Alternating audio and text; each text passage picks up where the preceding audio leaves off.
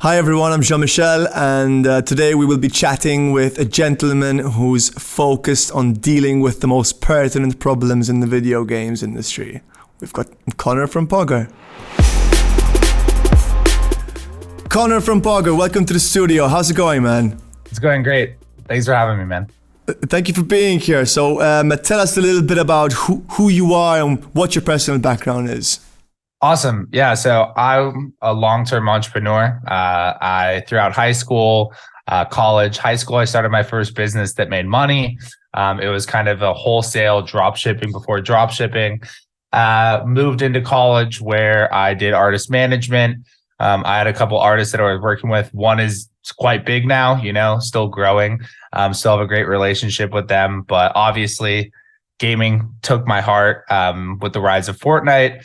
And there was just a lot of possibilities, a lot of attention in a place that I had like a lot more knowledge than anyone else, where a lot of less people didn't have as much knowledge as me. So I saw a lot of opportunity and the chance to, I would say, grow with it. And I ended up building POGR a little bit later down the road, and it's been great ever since. Yeah, so you're clearly a gamer. I mean, besides the sort of background, I think the Secret Lab share was a bit of a giveaway. But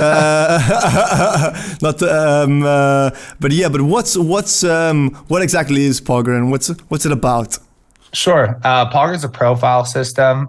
The secret sauce that we used is everyone right now in the space, if they're even trying to attempt this, is either doing this in a siloed space, which means that they're not sharing or aggregating data from other publishers or developers or brands.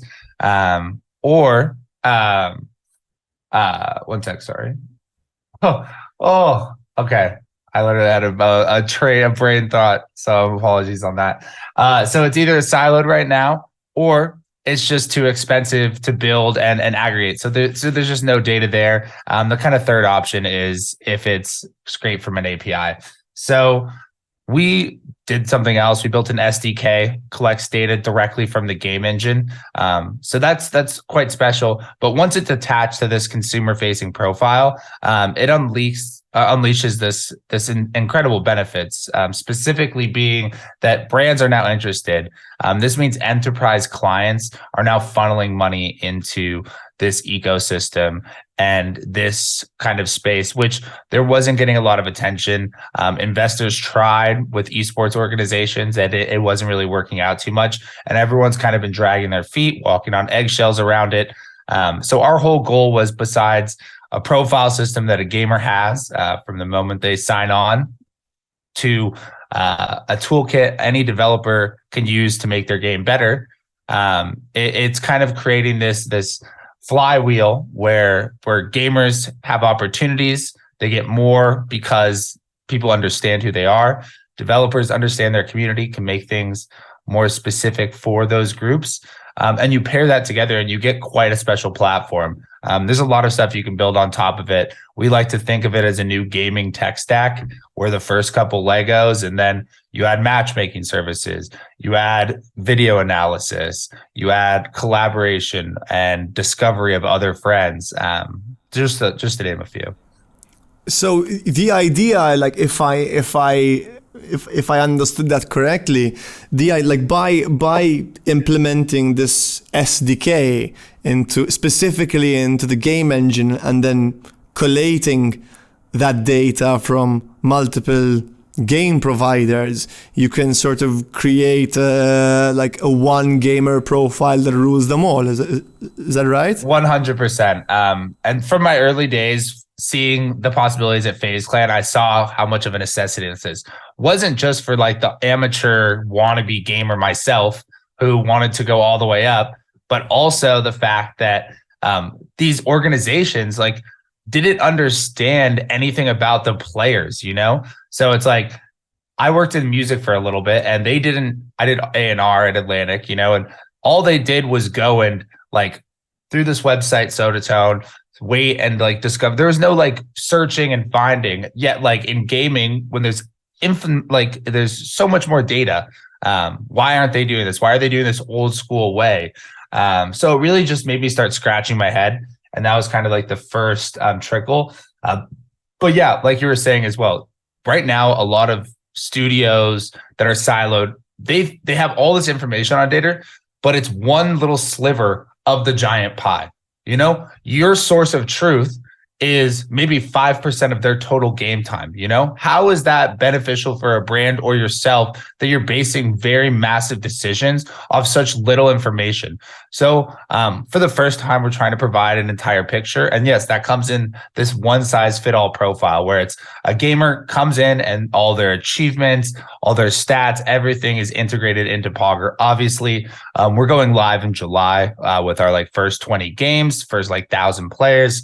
But the whole goal is to be a domino, you know, where it's slowly, we become that platform where games reach out to. We don't have to go and acquire games as much. There's enough of a value proposition to either we have enough players to where it's a discoverability platform, or we offer enough tools to where it's almost impossible or tough to start a game and build a game without it. You know, we're hoping to have a lot of examples with like amateur esports orgs that are really being able to take on big dogs. There's a lot of stuff to be excited about, but you're exactly correct. Yeah, I know you, but you sort of touched on a very interesting point, right? Like there's multiple benefits of this approach to many different parties, right? So from a player perspective, it benefits them because they can finally get true representation of their skills, right? I mean, and that, like there's the sort of commercial aspect, but let's sort of leaving the commercial aspects out. Like one of the most important things I think to any true gamer is bragging rights, right? 100%. That's up there, right? EPing, as it were. So you know, being able to say that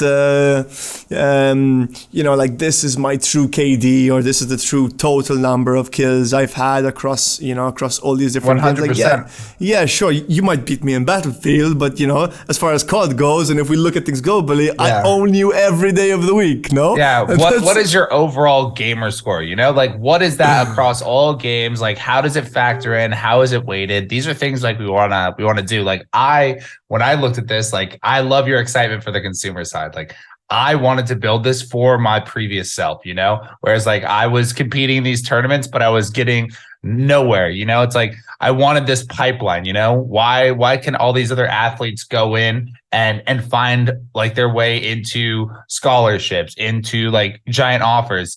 And there's these very, very talented gamers that just are hoping or signing on to predatory deals just to get a chance to make it. So that's just one of many things, opportunities to play games for the first time because a developer understands that you fit their model better. And then, like you're saying, the compare and contrast. It's like you and your friends after a game, you can compare with yourself, the guy that you played against in the last match.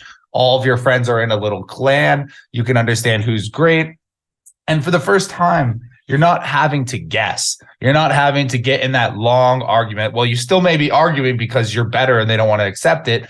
At least you can prove it, you know, and there's like hard data. And like you said, it never leaves you. Like I remember the good old days of the Microsoft profile where it's like you had all those points, you had those achievements, you wanted to unlock, like spend hours in a game finding little things because like that mattered to you, you know. And where did they go? They're gone. You can't so these hard achievements. I was a big WoW player. So like world firsts or getting AOTC, you know, it's like those are important. And like certain bosses getting AOTC, like Raz in the most recent patch, like that's important. You know, it's like that was like killed by less than like 1,000 guilds total. So it's like these are big things. So. That's real value, right? Like so, WoW is I think the best sort of example you could have given. Like I played WoW for like 5 years and gave way too much time to that thing. I think it was like 270 days on my paladin alone, kind of thing. So I totally hear what you're saying, right? And I think it solves a sort of problem in another interesting way, right? Because like as an esports player, yes, sort of having those achievements and sort of losing touch with those achievements is a sort of deep personal loss, right? Because 100%.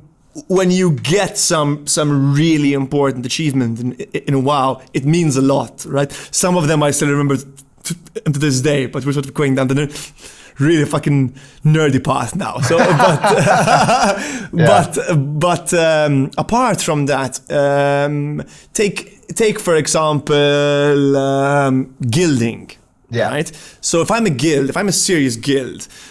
Whether it's in World of Warcraft or Lord of the Rings Online or Final Fantasy Online, whatever the game is, right? If I'm a serious guild, I have a proper recruitment process. 100%. Now, if I'm signing on, there's no way for me to be able to sign on a person who's an expert in game A into game B without I'm taking on a huge risk, right? Because if I bring this one idiot in the party for a raid night and he destroys everything, I've just pissed off 20 to 40 people, right? Yeah. Depending on the game. And so if I had this system, guild recruiting would be a much easier process, like much easier. 100%. Process. And it's a wider net. It's like you can see right off there that it's like, hey, like some of these big mega guilds have multiple games that they're top in, So it's like in most MMO or like kind of adventure fantasy like players on that higher end, they seem to be in that same bubble. So it's like, hey, we're not just recruiting you for this one game. We can start recruiting this wider net of like, hey, we're recruiting for all the games that we play as a guild. Like, sure, we're going to take the top players, but we want someone who's going to spend their 80% of their allotted game time in the 3 games that our guild focuses on, So it's like a different thing versus having all of these siloed experience. Like guild recruitment is a very, very good example of how it'll be mimicked throughout all kind of like levels of an organization, down to the amateur. Like it's like if you're trying to start something and take it off the ground, like we give you those tools. But then it's like you want to compete, the same tools, just at a little bit more of a professional level. And I think the great thing is like we're not really charging gamers or developers, It's like we have a whole business model where we're working with enterprise clients. And kind of like using our white label solution for their closed ecosystem. We're building and testing all these features with our internal process and community, and then offering that as a white label solution elsewhere. So it's like we're giving something that a lot of these gamers don't get. It's a tool for free. It's like they get charged for everything. I know that. I'm happy to do it because for the longest time, it's like these developers are working hard to give us something great, and I'm happy to do that. But it's like it's adding up with as much like content, like games are coming out without as much content depth. Maybe Chat GPT will change that. There's a lot of cool stuff there, but for the time being, it's like we want to be on gamers' good sides. We want to not charge developers unless they're scaling to a point where they can grow with us. Once they hit that 100,000 a month mark. So it's like until that point in time, we're not putting up any resistance on your end, and we're just trying to make sure that you succeed because. I think one of the big issues, and we noticed this, is there's not too many games that have over, like, I would say like in the grand scheme of things on Steam, there's not many games that have more than 1,000 monthly active players. There's maybe like 10,000, 15,000.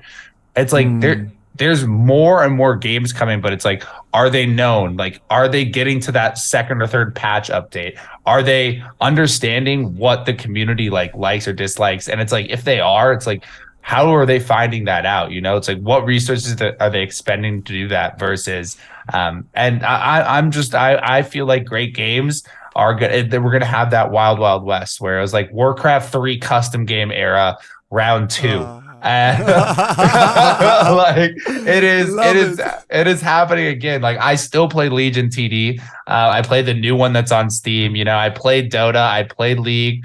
I still go in there. Dota last night, man. Come on. The new update is beautiful. So I love it. New map is great.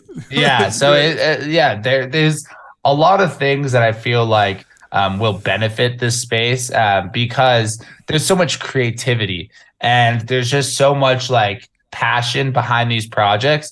It's just enough hurdles stacking up in front of you just like makes it impossible. It's like, are you going to give up your family for this dream? Are you going to give up your like entire like early life, and all of your salary, versus it's like we can start chipping away at the overall price point that it costs you to like get a game to production, and then not just get to production, because that's half the battle, making sure you're getting to that third or fourth update, so that the community sees, like, that's what a community likes. Like, everyone puts out a game and like, I'll wish list it. We'll see how it goes. We'll see if it goes on sale, unless it starts getting all these reviews that make it great. And it's like, do you know if they're farmed reviews? Are they legitimate? So it's like this giant question in the indie developer space. And that's been like the biggest hurdle us getting across on the funding side, is us saying we're not really charging anyone in this space early.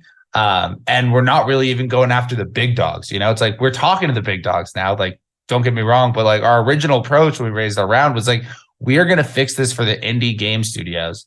And that's why we're really happy with Venture Rock. They saw that like this small scale goes into something bigger. There has to be a lot of validation before it gets to this point where you can really be what these big titans are standing on. Until then, we need to prove the concept and grow. And then hopefully it's a better gaming world. It's like through all of these kind of like features and just transparency. So yeah, absolutely. And I think like one thing that's extremely unique about the gaming industry is that it's got one of the most demanding elitist, especially like PC master race gaming, right? It's got the most elitist customer base of all time. It's like, if you've slightly imbalanced the power of this axe versus this shield, you're gonna get demolished by the community, 100%. right?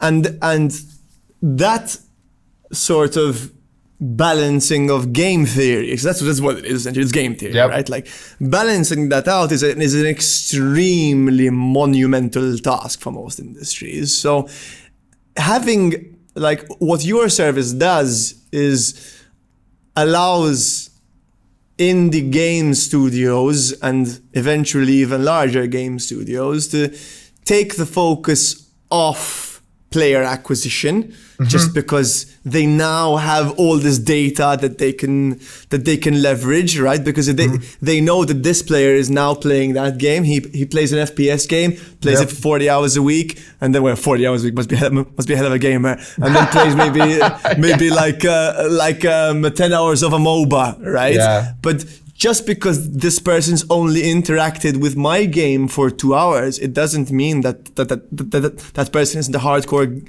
gamer and is not my proper target demographic, right? So 100%. If I can, and that's what brings down that's what brings down early games, right? It's just all of these different plates which you need to balance to until you finally hit some sort of critical mass. And there's a lot of cookie jars, and you only have one hand, So it's, or I guess you have two, but it's tough. Like, you only have one.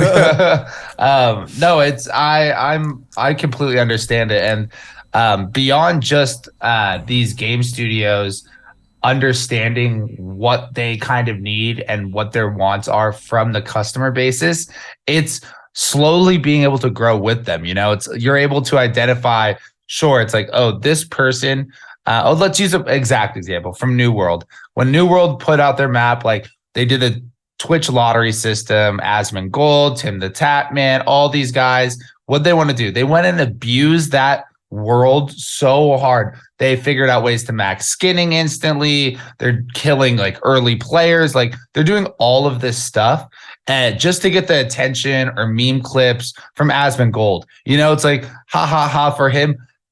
Amazon was building their own game engine. They put hundreds of millions of dollars into advertising, into building this world for years, and it's just gone. Like, because it's like they tried 2 releases, they're like keeping it up, but like they're not really even developing too much on it. It was this big project, gonna revolutionize the WoW killer, and that's the biggest game. So it's like, why are all these games fighting this issue? Because they get a huge spike in player bases. The players who may have been interested are like, why the fuck am I going to wait 20 hours in queue? Why am I going to go and join when the auction house is already owned? Like, this is the like enjoyment for playing this game for me being curious is terrible, versus I'm going to just go back and play WoW where I have my guild and I know what's good and I don't have to wait in a queue. So it's like, these MMO people are loyal because it's like it's a big commitment to be like, hey, I'm going to start a new, fresh MMO game, and I'm going to care about achievements, and I'm going to care about getting to the max level, and I'm going to care about cosmetics, making myself get roots. It's like, so by introducing almost a system, and this is one of the things we're doing, where it's like, hey, we're a new game. POGR, can you send us the first 5,000 players that fit the demographic, that have maybe filled out a ticket in the past 3 months, have done beta access? It's a new pipeline for players to kind of help games grow,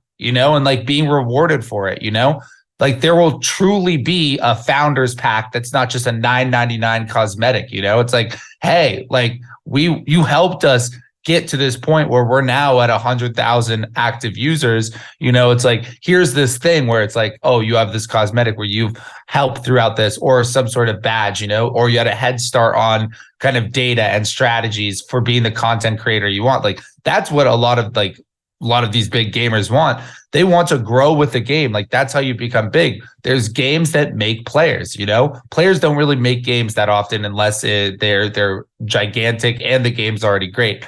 But a game 100% can make new stars. So being there early, letting people know that you're the best, and helping more games get to that point will just be better for the community. And that's just like one of the things we're solving.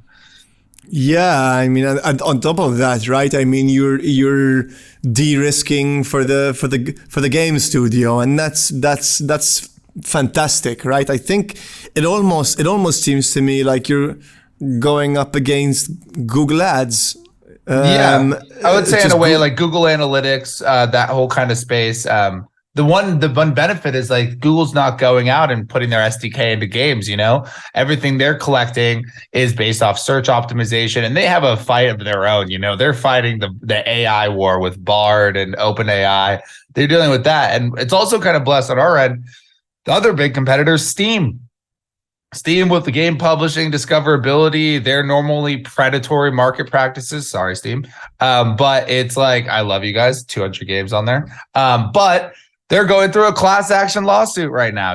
It's like for monopolizing the industry, So it's like, we're in this perfect world where it's like these kind of big dogs that have maybe like the data dogs, the Google, all of these companies that have cloud infrastructure, the processes in place to really deal with this. They're fighting battles that are more prominent to their survival. This is a small problem in their grand scheme of things, still a multi-billion-dollar problem.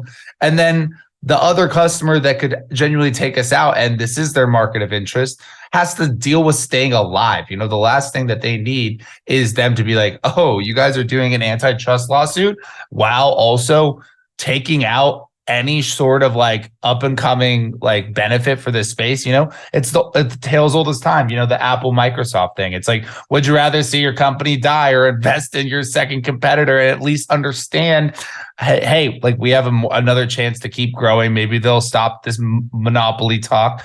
And it's like, that's what gave Apple its breath of life, so. Yeah, no, absolutely. And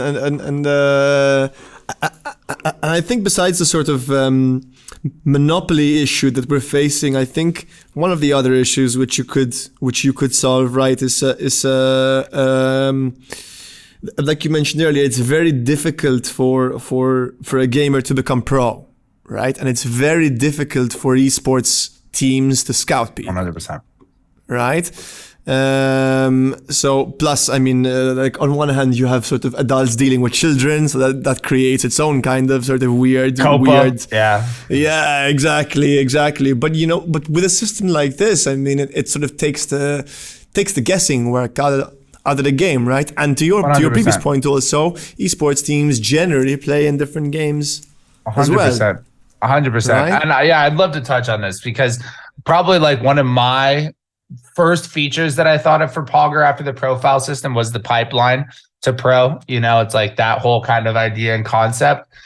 So like you can look at this from like 3 different ecosystems. And the first ecosystem is like the traditional, hey, like we're 100 Thieves, we're a FaZe clan, we're a TSM, like we're trying to build academy teams, X, Y, and Z. And then there's like the slight adjacent, but a little bit lower because they don't have the funding or the outside funding. They're using their own brand and sponsorships. Is the influencers, you've seen this with Disguised Toast. XQC's mentioned it. There's a bunch of people in the space trying to build these one team in one game using their brand and all the sponsorships to do it. It's like managing that would be very easy. Scouting talent outside your friends or who your talent manager points out is very important. And then here's the big kind of leap into a kind of new space where it's like these college campuses are all trying to make their esports program and really build it out. Like, how are you going to identify people outside of like social media followers in this space, Because it's like, if they have 10, 20,000 followers, unless you give them a full ride in X, Y, and Z, they're going to go to an esports org, unless their parents tell them they have to go to college first. So it's like, how do you source and find talent that is good enough to be on a college esports team, but not good enough to become a professional esports player? Like, that's a huge kind of like opening in the space just alone. And then the one kind of the third one is emerging markets. So it's like right now, like there's a rise of like the Saudis, Saudi Arabia, like Dubai, like Cairo, like all these kind of I would say even India, all these emerging markets, like games like Crossfire that rivals CSGO. It's like these markets are all trying to fly in pros, the whole like Saudi strategy of acquire the best, the best isn't always the best. They have the biggest brand, they're verified throughout time, but going and being like, all right, we can build a team of people from who are in our region, we can put them in an esports facility, have them training, and it's like, they're actually there. It's like their culture, like the people that they know. And like, it's not this huge, like bringing 5 or 6 players from all this different things. They're all online because they all have their lives elsewhere. You could really like search and build it in these emerging markets. So it's like this kind of whole process for gamers and this pipeline like just didn't exist. And like when you're talking about these younger parents, like if you have this as the giant pipeline of like what's possible, and we do a fully opt-in parental control like option where it's like, hey, your kid's gonna fucking game. Sign in, only you have access on it. You can manage their play time. Like you can see across everything, like where it is. You can use this data for all the stuff. There's momagers for acting. There's like those soccer coach dads, it's like there's just as many of those people for gaming. So like analyzing your kid's data. Hey, bud, we need to work on this. Seems like you're getting a little too aggressive out there, like really like start to manage it from a young age and then use those resources. Like my kid's been the top player in X, Y, and Z game for 5 years, it's like, there's all of these ways to make this a kind of like similar process to like how they apply for college and stuff like that. Just because what I saw, and I'll leave this kind of like topic at this, is like with my last company, Stropsy, like we're interviewing these 14 and 15-year-old kids who are winning these Fortnite tournaments and paying off their family's debt, like 10, 20 years of debt, they're paying it off, So it's like the possibilities, it's like, sure, it's like, oh, you can shake your head and be like, they shouldn't be gaming, they shouldn't be doing X, Y, and Z. But it's like some people, it's like gaming is saving them, And it's like, I'm not over here trying to enable a bunch of kids to just be like, oh, we're going to be professional athletes. But for the ones who are, they deserve the same opportunities, So, yeah, we're quite excited for that. So. And that I think that is the holy grail of all gamer problems.